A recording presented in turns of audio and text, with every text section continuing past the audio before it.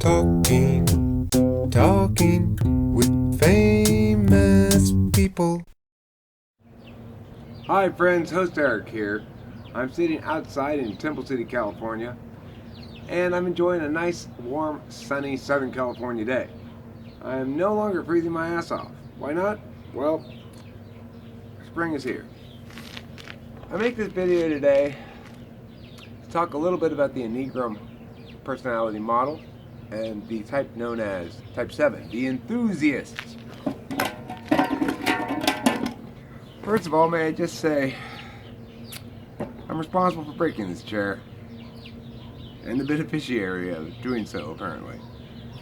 You see, god damn me, my nose running still. See, now I'm sick. Now it's not cold, but now I'm sick. Fuck my fucking nose. It runs constantly. I feel like such a nose runny. Anyway, Type 7, the enthusiast. We are described by Enneagram. I think it's an important understanding to modeling in general, is that Enneagram is a descriptive model, not a predictive model. Which is to say, it's describing behaviors in terms of, it's dividing the observed behaviors of people in the world and defining them as certain types of people. Now, it does have predictive elements. It does have sort of mechanical elements. When we're talking about a model, if it's mechanistic, that is to say, it explains why somebody behaves some way, not just how they behave. So, the cognitive function model will say, well, he's doing that because he's leading with a disrupt function. The Enneagram model doesn't exactly have the equivalent, but it does have this tri-type notion that I'm quite fond of, and I think it's worth explicating. Namely, it divides agency into three formats, or three manifestations, three what they call instinctual energies. Namely, social, sexual, and self-preserving. The enthusiast is a self-preservation type usually, but as to whether or not these instinctual energies correlate precisely with the 9 types, and with some people say, well, there's technically 27 types because there's 3 instinctual energies. But I would contend that those instinctual energies, while a nice model to have, and while they are definitely reflective of the way animals act in the animal kingdom, right? You have either self-preservers like snakes that lay eggs and walk away from their babies. You've got social animals like herd animals like cows, and you've got solo mating animals like some kind of birds and stuff.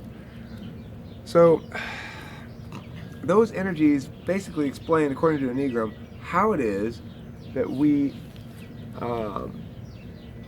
what our go-to save our life thing is. In the end of the day, our top priority from an evolutionary standpoint is to stay alive. And we need a technique that we're going to go to stay alive. At the end of the day, we need to still be alive. Are we going to hoard our own resources and take care of ourselves and just generally prioritize our own needs above others, which is, I guess, the principle behind the self-preserver? Are we going to, I mean, all of these are negative, right? Are we going to be exploitative of group dynamics such that the group protects us and we don't have to attend to our own needs except by being a member of the group? Or are we going to try to lock a single individual down and say, okay, I'm going to have you meet my needs? Codependent, right? So you're either selfish, codependent, or manipulative. Which do you prefer? I'm selfish. And of course, those energies are not really they don't really need to be put in such negative terms as that. But I think it's revelatory of the ways that people approach different the way that people approach relationships and the challenges of their life in general. The description of the self-preserver is somebody who, when he gets out of a relationship, will suddenly switch modes, so to speak, to act more like a sexual type, will pursue a mate, try to lock one down real hard and fast, and so they didn't have to worry about it anymore. Because that's the whole point of a mate for a self-preserver, is it's a resource of sorts. Whereas for a sexual type, they're gonna, not so much a resource as you want to be in a partnership.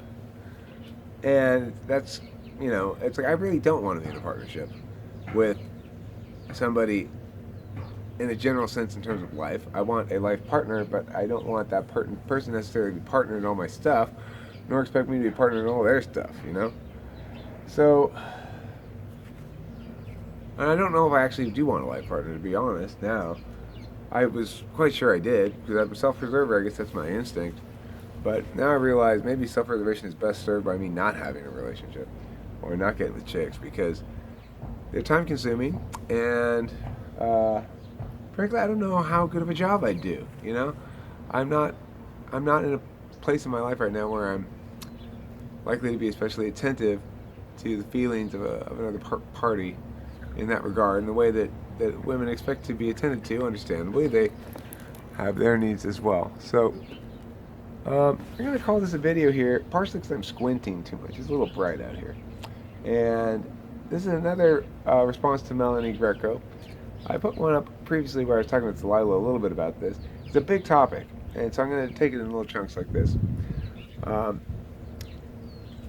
happy to be exploring the Enneagram a bit more in depth. I'll tell you, one of my upcoming videos, one aspect of which I like a lot is how parenting styles and Enneagram type correlate to produce certain, I guess, attitudes or bearings as adults. So anyway, more from me later. Thanks for watching Talking with Famous People. I've been host Eric. Out. Talking with famous people.